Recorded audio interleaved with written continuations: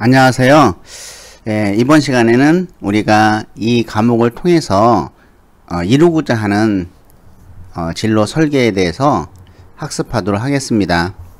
이 진로 설계가 이제 여러분들의 이제 마지막 이 과제로 제출되는 건데요. 그래서 이 진로 설계는 어떻게 하는 것인지에 대해서 한번 살펴보도록 하겠습니다. 자, 이번 시간에 학습의 목표는 진로 설계의 의미를 이해하고 진로 로드맵 작성 요령을 이해하는 것입니다. 자, 우리가 이제 지금까지 자기 분석하고 또 직업 분석하고 그리고 그 목표를 세우고 경력 관리를 하고 또 그 다양한 직업들 중에서 그 의사결정도 하고 그래서 이러한 과정을 통해서 이제 진로 설계라는 것을 한번 알아보도록 하겠습니다. 진로 설계라고 하는 것은 직업, 직장 등 일과 관련된 모든 요소들을 체계적으로 정리하는 것이죠. 그리고 발전적으로 계획을 세움으로써 이런 진로 개발을 통해서 성공에 이르도록 하는 일련의 과정을 말합니다. 먼저 이 진로 설계를 하기 위해서는 자아 구체화가 필요합니다. 자아 구체화라는 것은 내가 좋아하는 것이 뭘까, 또 내가 잘하는 것이 뭐지 라고 하는 자신의 특성 등을 파악하고 그리고 또 나의 특성만 가지고 진로를 결정할 수 없는 것이죠. 내 주위에 어떤 부모의 그 환경, 또 가족의 환경, 이런 것들, 또 경제적인 환경, 여러가지 어떤 환경적인 측면도 같이 고려를 하고 직업 분석을 한 후에 그리고 이제 이런 직업 진로 설계가 되는 것이죠. 그래서 이 진로 설계를 하기 위해서는 그러한 자아의 구체화가 필요한 것입니다. 또 자아를 구체화하기 위해서는 가장 먼저 할 것이 자기 분석인 것이죠. 그리고 직업세계 이해가 선행되어야 하는 것입니다. 자기 분석에는 내가 무엇을 좋아하는지 흥미, 여러분들 검사를 했죠.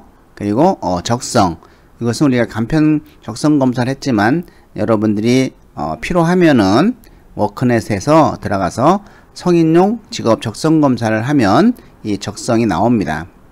우리는 책에서는 다중지 등을 했죠.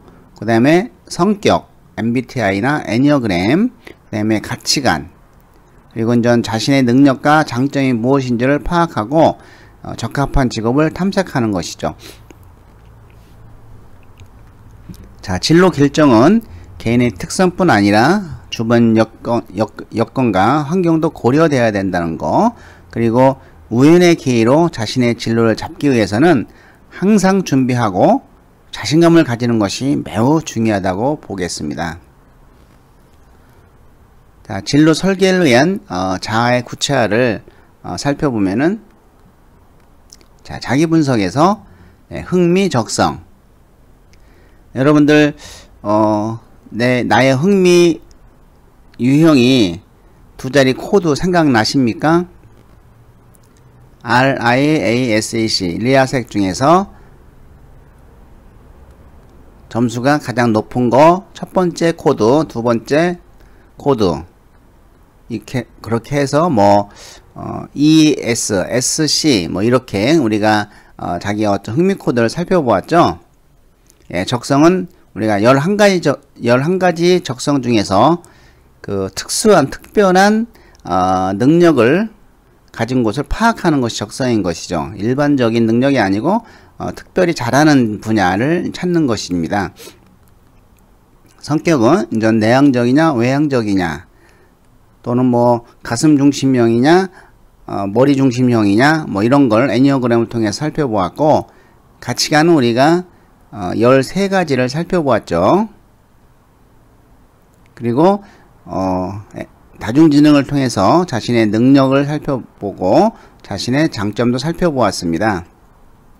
자, 이런 개인적 요소와 그 다음에 환경적 요소, 부모의 직업, 그리고 성격의 특성이 어떠한지 가정의 경제적인 여건, 가정의 사회적 여건, 우연적 요인. 사실 저도 학교를 마치고 군대를 갔다 와서 다시 1년간 공부를 하려고 고시촌에 들어갔다고 했었죠. 근데 6개월 만에 공부를 접은 이유는 경제적인 여건이 받침이 못했기 때문에 고시촌을 벗어나서 보령대학을 취업을 한 것이죠. 이렇게 어떤 환경적 요인 때문에 자신의 진로도 바뀔 수가 있지만 그래도 우리가 정말 최종 하고 싶어 하는 직업은 미래에 올려놓고 내가 A란 기업에 들어갔어도 계속 자기의 최종 목표로 해서 노력해야 되는 것이 우리가 장기 목표를 설정하는 방법이라고 얘기를 했었죠. 그리고 직업세계의 이해, 직업의 의미가 뭐고 정말 내가 어떤 가치관을 가지고 이 직업을 선택할 것인지 이러한 다양한 직업세계를 이해하는 것이죠. 그래서 나의 어떤 특성과 이런 나의 또 가치관이 상충되는 면이 있지 않는가 이런 것도 살펴볼 필요가 있습니다. 이렇게 해서 이제 진로 결정을 하면 이 진로 결정에 따라서 이제 여기 사실은 진로 결정 전에 이제 의사 결정이 들어가겠죠. 의사 결정이 들어가서 그 여러 가지 대안들 중에서 타협을 해야 되겠죠. 이것이 이제 진로 타협이라고 명명을 했고, 그렇게 해서 이제 최종 진로가 결정이 되면은 그 진로가 나의 희망 직업인지 아니면 희망 직업이 아닌지, 희망 직업이라고 하면은 뭐 고민할 것도 없이 목표를 세우고 실행 계획을 수립을 하면 되겠죠. 만약에 희망 직업이 아니었다 타협한 것이 진로 결정한 것이 그렇다고 하면은 희망 직업을 다시 한번 검토를 해라 그랬어요. 그래서 그것이 지금 당장은 이룰 수 없어도 5년 10년 후에 이룰 수 있다면은 포기하라고 그랬습니까? 하지 말라 그랬습니까? 포기하지 마십시오. 포기하는 순간 나의 자존심과 나의 의지는 꺾이고 마는 것이죠. 공부하기가 싫어집니다. 자, 나의 희망하는 직업 포기하지 말고 미래로 올려놓습니다. 먼저 장기 목표를 설정을 합니다. 그리고 나서 최종 타협한 현실적인 직업에 단기 목표를 설정을 해서 그 현실적인 직업을 디딤돌로 삼아서 징검다리를 삼아서 나의 어떤 미래에 하고 싶은 일을 하기 위한 그러한 절차를 거쳐서 중단 장기 목표를 설정한 다음에 실행 계획을 수립하는 것이죠. 이것이 이제는 진로 설계의 어떤 과정이라고 볼 수가 있겠습니다. 자, 이렇게 한다면은 우리가 진로 설계 전에 이 많은 책을 한눈에 볼 수 있게 만드는 것이 중요하죠. 우리가 경력 관리에서 경력 로드맵을 만들었듯이 이제 우리가 진로 로드맵을 만들면 됩니다. 이 진로 로드맵이라고 하는 것은 내가 진로 목표를 달성을 하는 데에 따른 어떤 지름길로 갈 수 있는 그 가상의 지도다라고 볼 수가 있겠죠. 자, 만약에 내가 제주도로 여행을 간다 그러면은 3박 4일이다 이렇게 결정이 됐으면은 제주도를 진로 도착지로 보고 여러분들이 다양하게 진로 로드맵을 갈 수 있을 거예요. 교통편은 어떻게 할 것이고 숙박은 어떻게 할 것이고 음식점은 어떻게 할 것이며 이런 것들을 어디로 또 관광을 갈 것이며 이런 것들을 한눈에 볼 수 있도록 만든 것이 바로 로드맵이다. 자, 그렇다고 하면은 이제 진로 로드맵은 이러한 직업 경력을 쌓을 수 있는 코스에 관한 가상지도를 의미하는 것이죠. 이런 가상지도를 갖고 있어야 개인은 지속적으로 또 의도적인 노력을 기울일 수가 있는 것입니다. 자, 그래서 진로 로드맵은 우리가 지금까지 배웠던 것들을 쭉 정리해 보는 거예요. 자기 분석, 진로 선택, 목표를 위한 준비, 경력 관리, 실행 계획, 미래의 삶 등의 내용을 포함해서 단계적으로 그린 자신의 가상적인 이런 진로 지도를 의미합니다.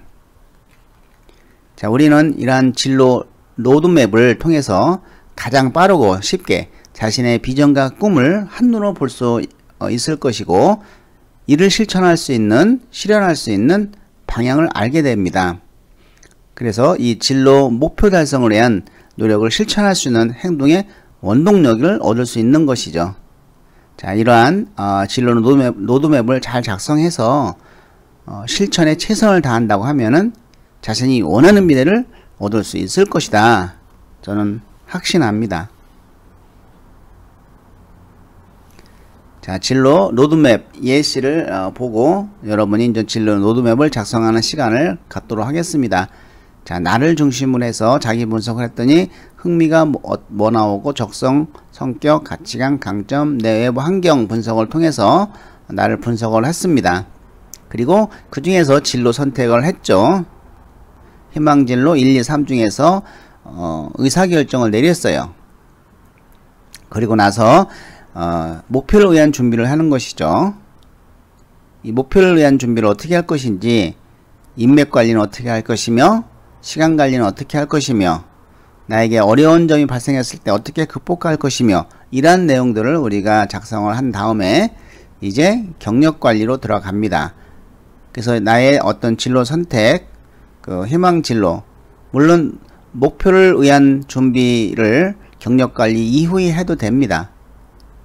자, 어떤 인성을 높이기 위해서 봉사활동은 어디서 어떻게 할 것이며, 자, 희망 진로에 관련된 자격증은 어떻게 언제 취득할 것이고, 우리가 목표의 스마트 법칙에 의해서 뭐 성적, 토익, 인턴 경험 어떻게 할 것인지, 이것을 우리가 구체적으로 작성을 해서 이것을 이제 어떻게 실행할 것인지 1학년, 2학년, 3학년, 4학년 계획을 짠 다음에 미래의 삶을 멀리 한번 생각해 보는 것이죠. 50년, 뭐 10년, 20년 후. 이렇게 보면은 이제 한눈에 딱 볼 수가 있는 것이죠. 뭐 진로 로드맵 예시를 보면은 지금 이 내용이 좀 이렇게 한 권에 우리가 지금까지 배운 책을 한 장에 정리를 한 거예요. 그쵸? 그래서 나는 누구인가부터 시작을 해서 한 장에 정리를 하면 나에 대해서 확 돋보이죠. 딱 알아볼 수가 있겠죠. 뭐 이런 식으로 뭐 산을 중심으로 해서 산을 올라가면서 순서대로 이렇게 자기 분석, 직업 선택, 목표 설정, 또 목표 달성을 위한 노력, 성공, 이렇게 그 등산로를 통해서 우리가 뭐 진로 로드맵을 만들 수도 있고, 이렇게 뭐 기찻길을 통해서 진로 로드맵을 만들 수가 있습니다. 자, 그러면 여러분들 지금부터 진로 로드맵을 만들어 보시기 바랍니다.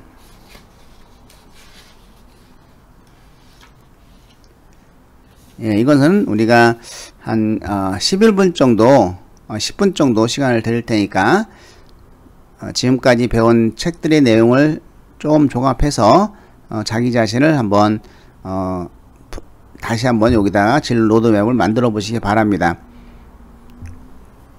예, 시작하십시오.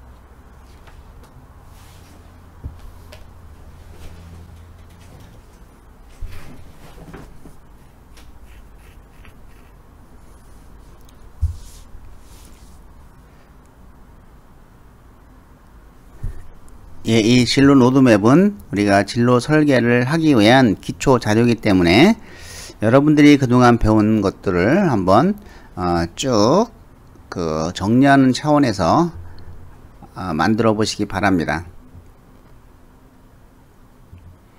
이 진로 로드맵만 잘 만들어 놓으면 우리가 최종 커리어 포트폴리오를 만드는데 아주 수월합니다.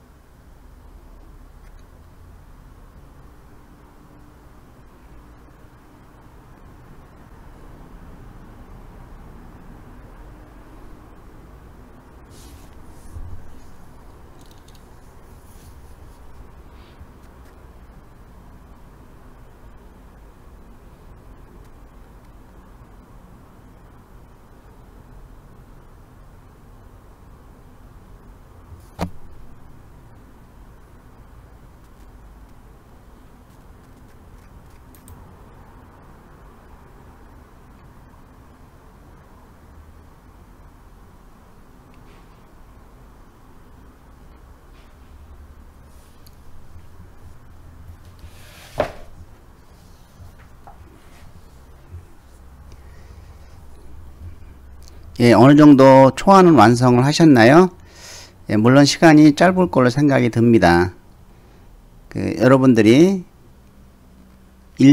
우리가 나는 누구인가, 자, 1장부터 이제 지금까지 그 진로 탐색을 공부해 보면서 자기 자신을 얼마나 알게 됐고, 내가 선택한 직업이 나와 적합한지 이런 걸 좀 확인할 수 있었을 겁니다. 때로는 어떤 학생은 이 진로 탐색을 통해서 자신의 진로 결정을 더 혼란스러워 할 수도 있습니다. 그렇지만 이 혼란스럽다고 해도 철저하게 나를 분석을 해서 나에 맞는 직업을 선택을 하는 것이 미래 장기적으로 보면 좋은 것이죠. 왜냐하면 이제 어머니로부터 부모로부터 만들어진 진로가 있습니다. 그래서 본인은 그 어머니로부터 그 어머니가 이렇게 정해준 그 진로가 옳은 걸로 생각을 해서 지금까지 왔는데, 나를 분석해 보니까 전혀 다른 거예요. 이럴 때 상당히 갈등과 혼란이 올 수가 있지만, 이러한 갈등과 혼란을 통해서 진정한 나를 찾는 것이 매우 중요하다고 볼 수가 있겠습니다. 예, 그러면 이 진로 로드맵을 끝으로 여러분들이 이제는 다음 시간에는 이 진로 로드맵을 바탕으로 해서 우리가 진로 포트폴리오를 어떻게 만드는지를 학습할 것입니다. 예, 오늘 진로 로드맵 만드느냐고 수고 많이 하셨습니다. 예, 다음 시간에 뵙도록 하겠습니다.